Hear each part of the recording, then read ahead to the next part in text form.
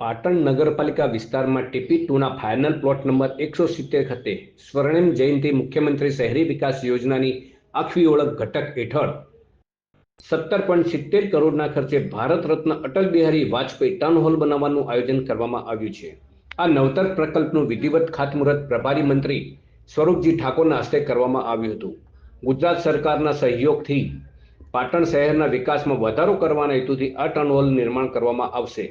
આ કાર્યક્રમમાં પ્રભારી મંત્રી સ્વરૂપજી ઠાકોર વિશેષ ઉપસ્થિત રહ્યા હતા। આ પ્રોજેક્ટ પાટણ નગરપાલિકા દ્વારા સંચાલિત છે, જેનો મુખ્ય ઉદ્દેશ શહેરને આધુનિક સુવિધાઓથી સજ્જ કરવાનો છે।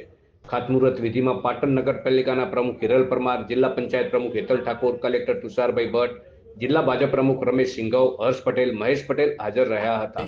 અટલ ટાઉન હોલનું આજે ખાતમુહૂર્ત કરવામાં આવ્યું છે।